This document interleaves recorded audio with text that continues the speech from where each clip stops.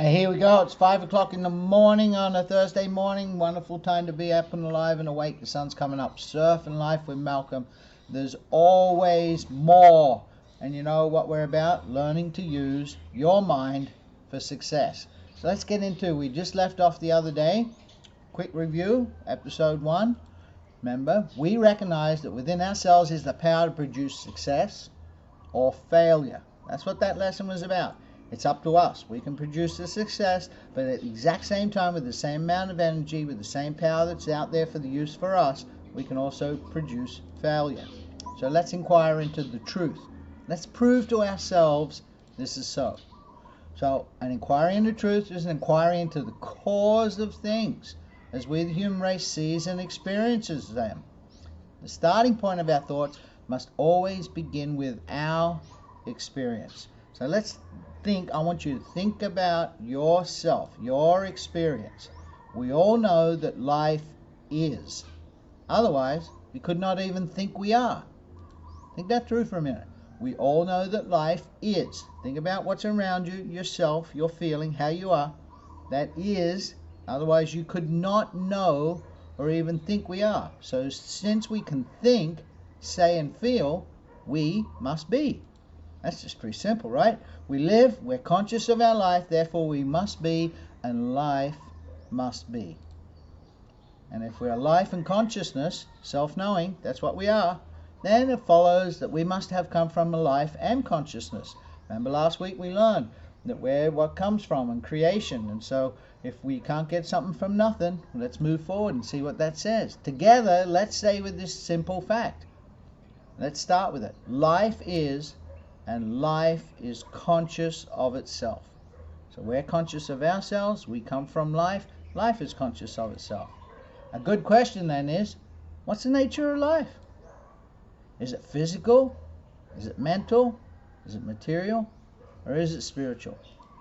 Well, don't let this question stagger you with its bigness at first. That's where I struggled for most of my life. Think carefully based on logic, not just personal opinion, because this will clear up that big question.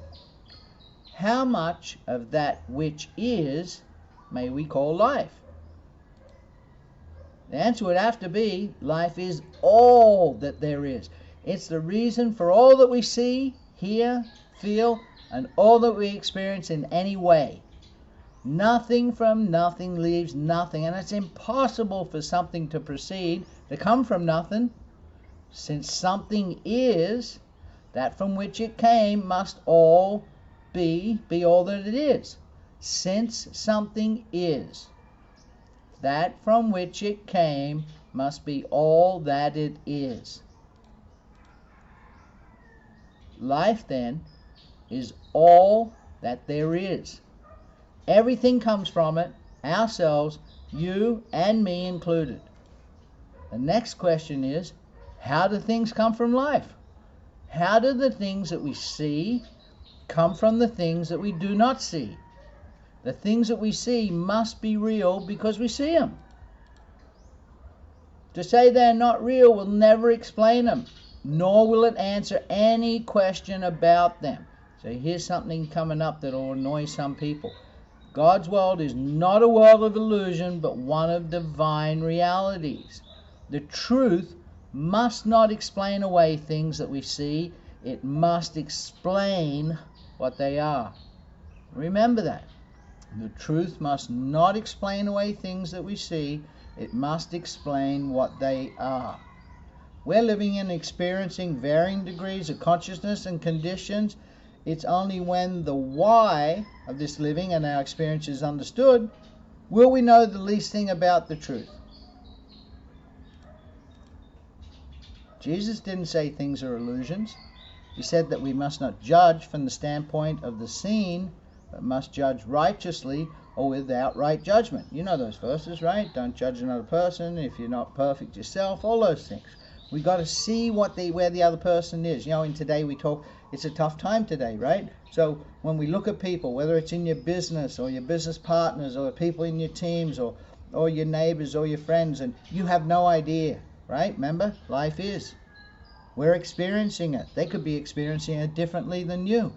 How do we look at this standpoint of what Jesus said? He meant we must get behind the appearance and find out what caused it. We don't know what caused it for them. We don't know what caused it for us, because we're struggling, right? Remember that flow up and down? Remember, I spoke of that flow in my life. Flowing up and then falling down. I was tired of that. 60 years of it. Up and down. I had to take time off. I had to go and find this answer out. Let us not in any way fool ourselves or allow ourselves to believe we've always been fooled. That's what I meant. I had to find the answer out. Couldn't just keep going along going, oh man, I'm just a fool. This is not happening for... I don't know the answer. That's not correct. It's there. The truth is there for us. It's right before us, and we can take power of it. We can look up and see a world and create our own realities, because we are living in a world of realities. Whatever we experienced is a reality, insofar as that experience is concerned. Everything that's happened, it's happened. It's a reality. But although we had a higher understanding of life, you see, if we'd learned what we're about to learn through this series, the unpleasant experiences may have been avoided.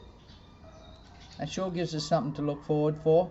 So see you here for the next question topic, what life is.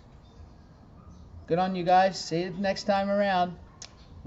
Surfing Life with Malcolm. Remember, there's always more.